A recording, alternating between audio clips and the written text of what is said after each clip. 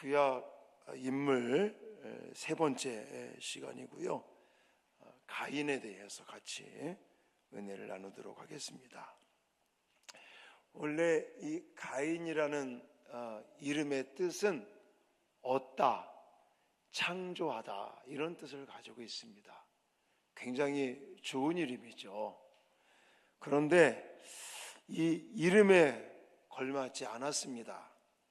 그의 삶은 죄로 인해서 모든 것을 잃어버리는 비극적인 인생을 살았다라고 말하는데, 가인 그러면 딱 이렇게 떠오르는 게 뭐죠? 살인자, 동생을 돌로 쳐 죽이는 인류 역사의 첫 번째 살인자가 되었습니다. 많은 이들이 가인을 자신과는 상관없다라고 생각을 합니다. 아마 이 설교를 듣고 계시는 여러분들 중에도 내가 나하고 나는 가인 같지는 않을 거야. 내가 이제 사람을 죽인 적도 없고 이런 생각을 할 건데, 그렇다면 왜 성경에 가인 이야기를 써놨을까요? 저는 이 부분을 생각하면서 우리가 가인하고는 전혀 관계가 없다라고 생각할지 모르지만, 성경 말씀에 가인의 이 인생 이야기를 상세하게 기록한 이유가 분명히 있지 않겠나 하는 생각을 저는 개인적으로 갖습니다.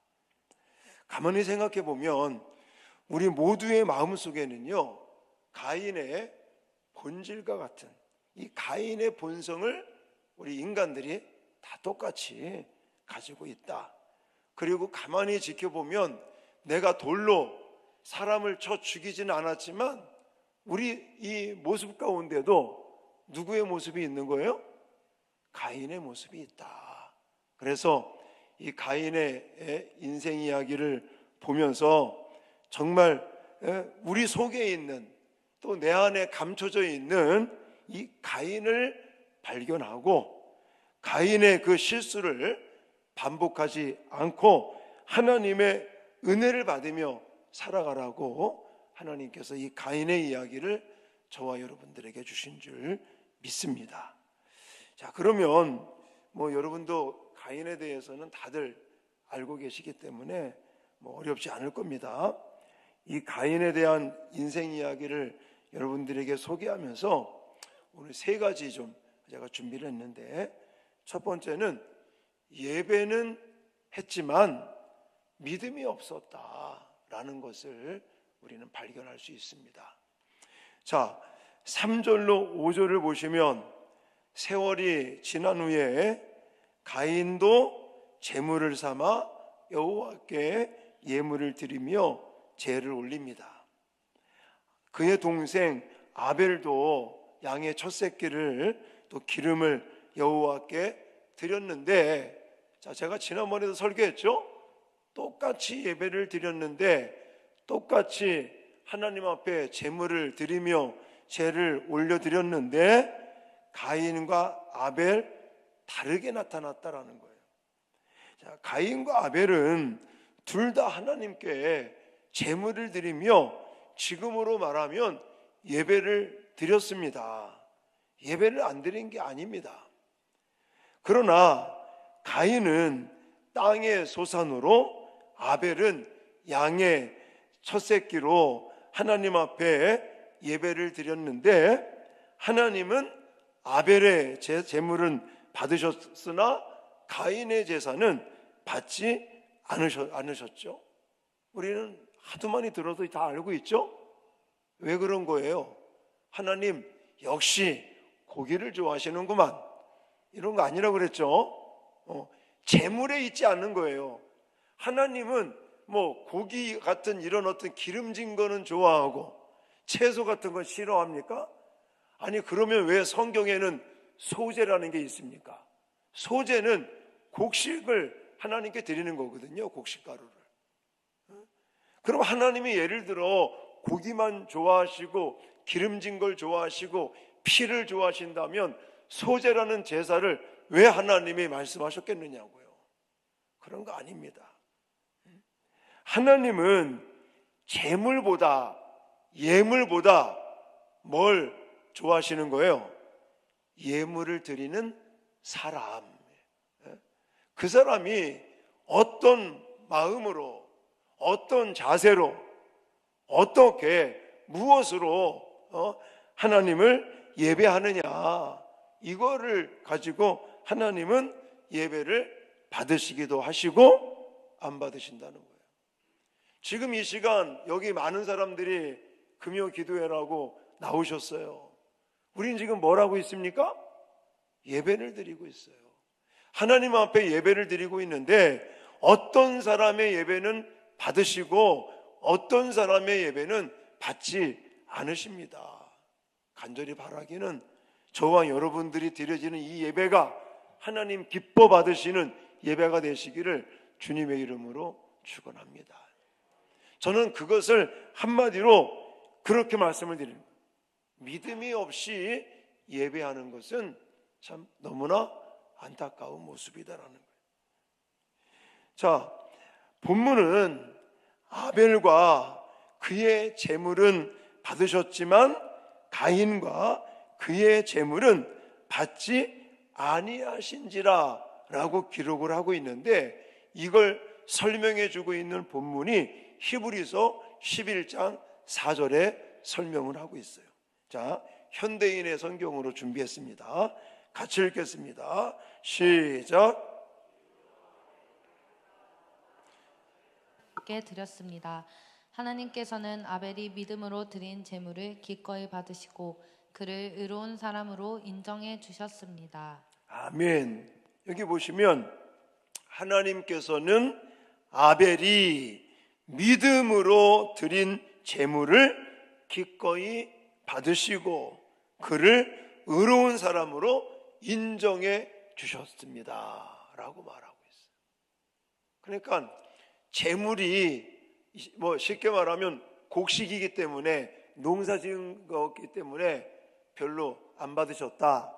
아, 고기니까, 양고기니까 하나님 기름진 거 좋아하시나 보다. 이게 아니라는 것입니다. 받고 안 받고의 차이점은 뭐라고요? 믿음으로 하느냐.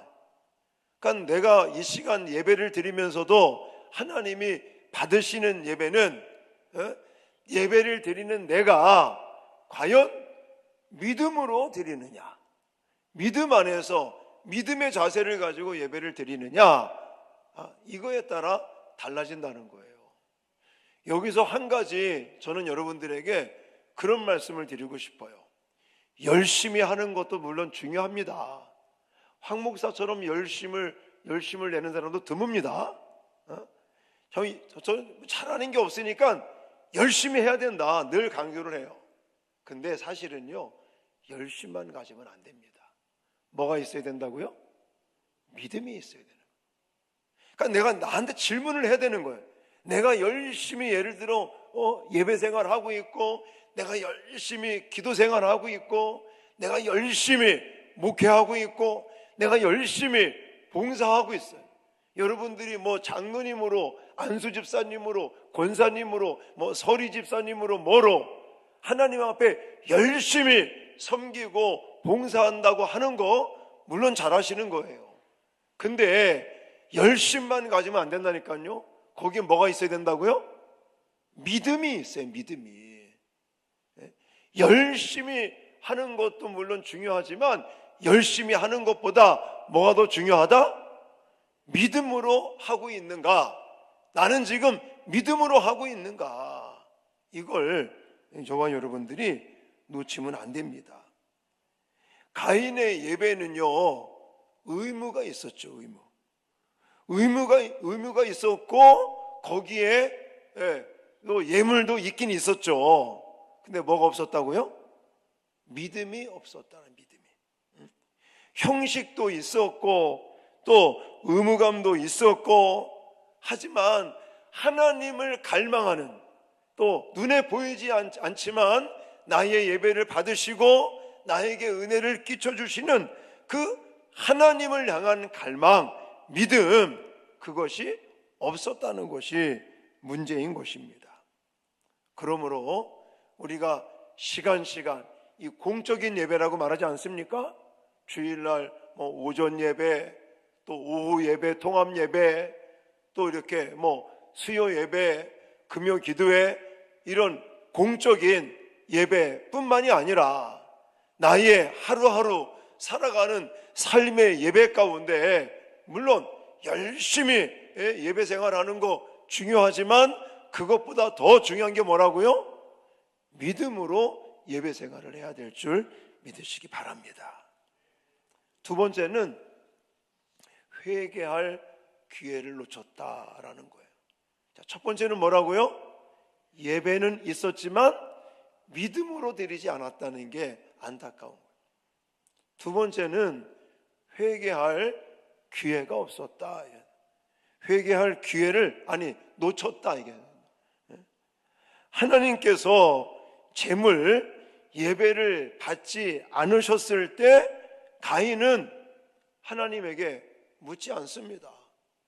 하나님이 예를 들어 안 받으셨다면 하나님, 왜 제가 드리는 예물, 왜 제가 드리는 예배는 받지 않으시는 겁니까? 이렇게 물어볼 수 있는 거 아니에요? 안 물어봅니다. 또 자신을 돌보지 않습니다. 내가 드리는 예배가 하나님 받으시지 않았다.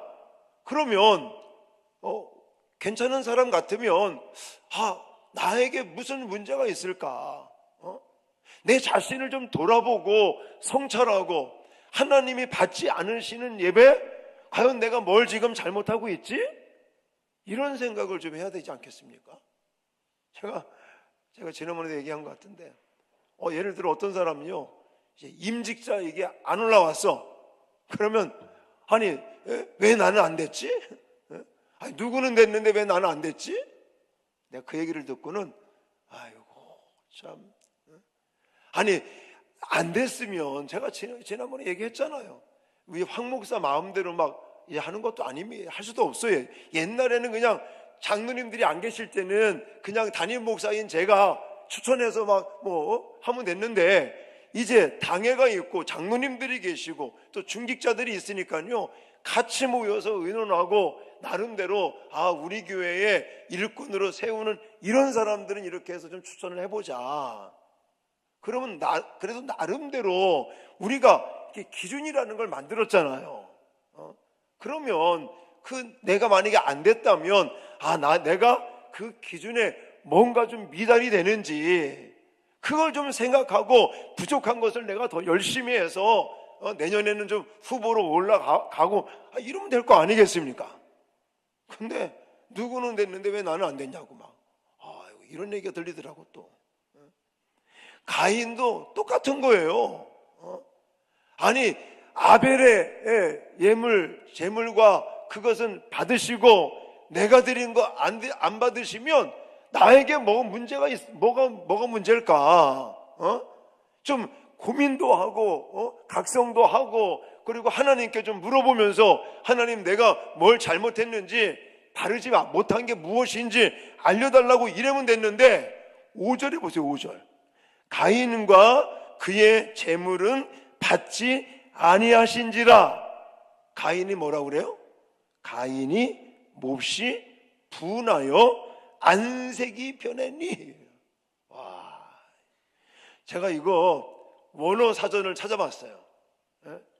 여기서 몹시 분하여, 이것은 히브리어로 하라로 메오드라는 단어를 쓰고 있는데, 이게 무슨 말이냐면 불타오르다, 격렬하다 이거예요.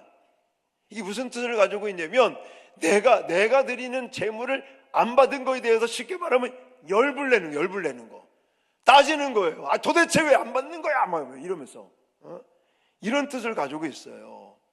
이게 그냥 어떻게 사전에 뭐라고 나와 있냐면 단순한 서운함이 아니라 속에서 끓어오르는 분노, 통제력을 잃은 상태, 이렇게 설명하고 있더라고. 이게 그러니까 하나님이 어떻게 내 재물을, 내 예배를 안 받으셔? 막 이래가면서 그냥 이거 하나님께 막 따져드는 거. 어?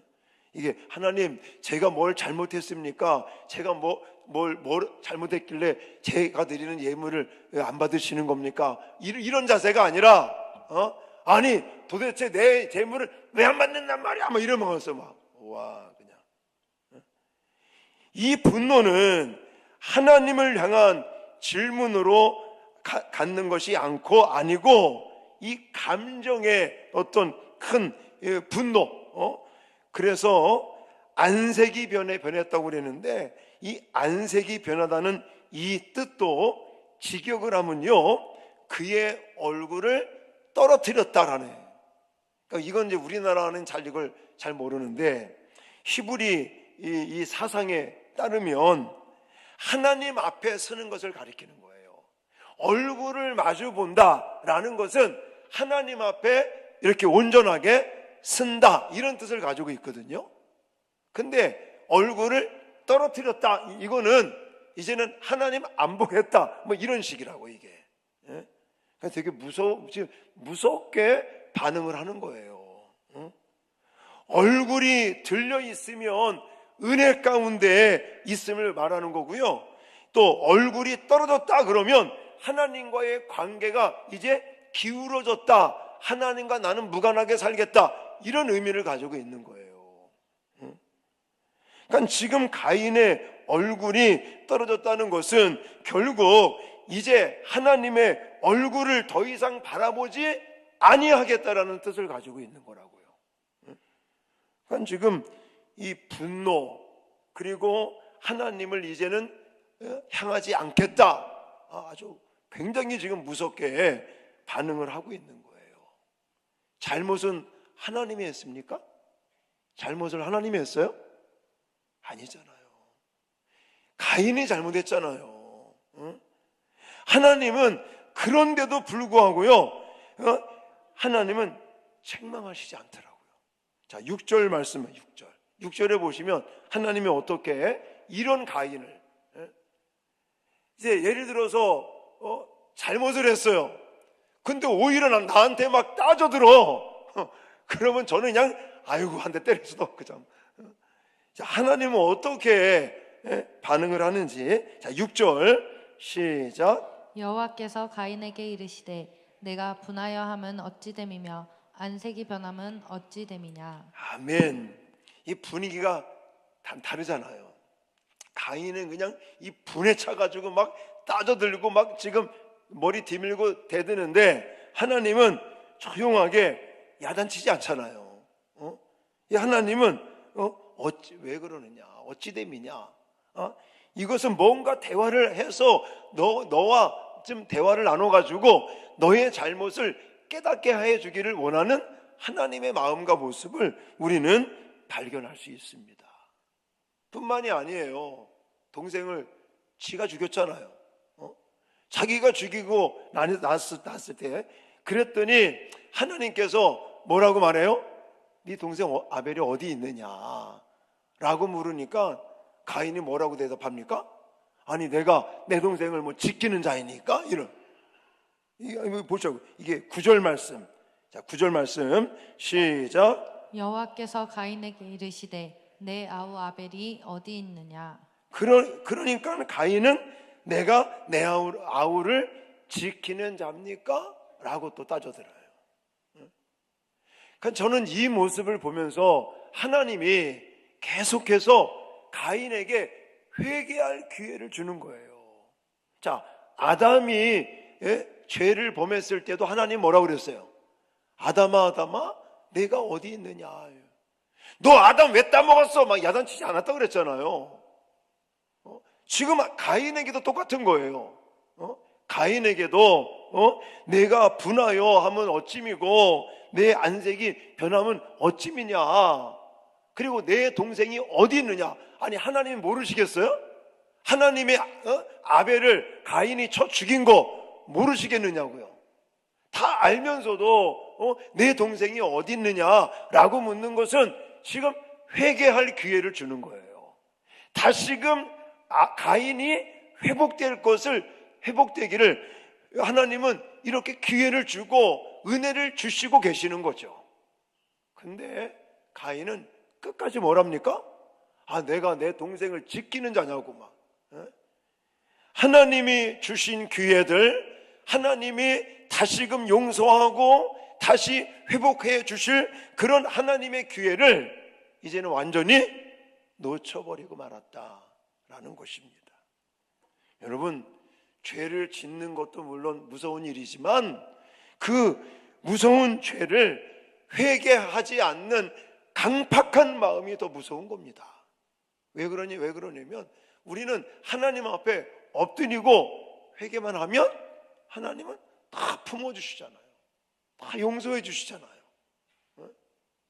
근데 이렇게 가인과 같이 끝까지 회개하지 아니하고 돌이키지 아니하고 하나님 앞에 이런 정말 죄를 지은 것도 물론 잘못이 있지만 이 죄에 대해서 하나님 앞에 회개하지 않는 이 강팍함이 사실은 더 불쌍한 일이고요, 더 큰 무서운 일이다 라고 저는 생각을 합니다. 여러분, 하나님께서 물으실 때가 좋은 거죠. 그럴 때 우리는 하나님 앞에 겸손하게 잘못했다고 정말 엎드리고 통회하고 자복하는 것이 우리들이 해야 될 일인 줄 믿으시기 바랍니다. 물론 죄를 안 지으면 더 좋아요. 근데 우리가 육체를 가지고 사는 동안 생명을 가지고 있다가 무덤 속에 들어가기 전까지 우리는 죄와 무관하게 살 수는 없습니다. 그렇다고 해서 죄 짓는 것을 제가 합리화시키는 것은 절대 아니에요. 죄를 안 지을 수 있으면 안 짓는 게 좋아요. 그렇지만 인간인지라 죄를 지었다면 바로바로 뭐 해야 된다고요? 회개하는 것이 필요하는 거예요.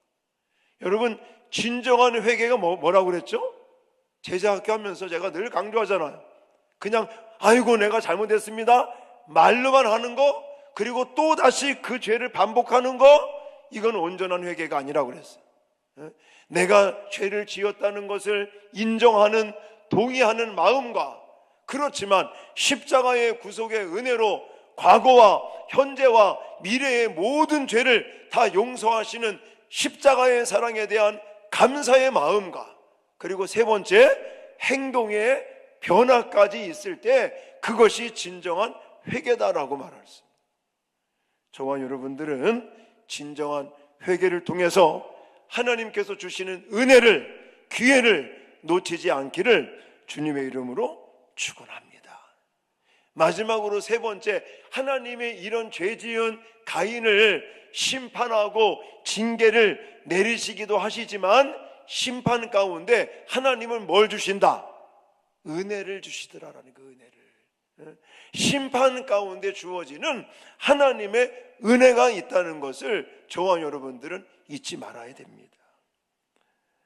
여러분, 하나님은 가인을 물론 죄에 대한 징계는 주셨지만 결코 가인을 버리지 않습니다. 죽이지 않으셨습니다. 오히려 가인에게 뭘 주셨어요? 표를 줘요. 표를 줘가지고 다른 사람이 가인을 죽이지 못하게 하는 것을 볼 수가 있단 말입니다. 여러분, 심판 가운데서도 긍휼을 베푸시고 자비를 베푸시고 은혜를 베푸시는 하나님을 느낄 수 있는 저와 여러분들이 되어질 수 있기를 주님의 이름으로 축원합니다. 그게 바로 십자가의 사랑인 것입니다. 가인의 이야기는 결국 물론 하나님 앞에 정말 예배의 중요성도 이야기하고 있고 회개의 필요성도 이야기하고 있고, 하지만 하나님은 이 가인의 인생 이야기를 통해서 결국 저와 여러분들에게 주시려고 하시는 그 강력한 메시지는 뭐냐면 하나님의 은혜, 하나님의 사랑이라는 거죠. 여러분, 어느 범죄자가 감옥에서 복음을 듣고 회개를 합니다. 그리고 그는 말합니다. 사람은 나를 버렸지만 하나님은 나를 버리지 않으셨다. 할렐루야. 여러분, 가인에게 주어진 은혜가 오늘날 저와 여러분들에게도 동일하게 주어지고 있다는 사실을 꼭 기억하시기 바랍니다. 오늘 새해 첫 번째 금요 기도에 우리는 가인의 이 한 사람의 인생 이야기를 같이 나누었는데, 자, 이 가인의 인생 이야기는 단순히 과거에 있었던 하나의 사건, 한 사람의 그 인생 이야기가 아니라고 그랬어요. 성경에 이렇게 기록하고 저와 여러분들에게 소개한 이 가인의 인생 이야기는 결국은 누구의 이야기다? 우리의 이야기고 나의 이야기라는 거예요. 비록 내가 가인과 같이 막 돌로 사람을 쳐 죽이는 것은 아니지만 우리 가운데도 뭐가 있어요? 예배를 실패하는 경우가 생깁니다. 아까도 얘기했죠? 가인은요, 예배를 안 드린 게 아니라니까요. 예배를 드렸는데 무슨 예배를 드리지 않았습니까? 믿음으로 예배를 드리지 않았습니다. 이 가인의 이야기는 예배의 중요성을 우리에게 강조하고 있습니다.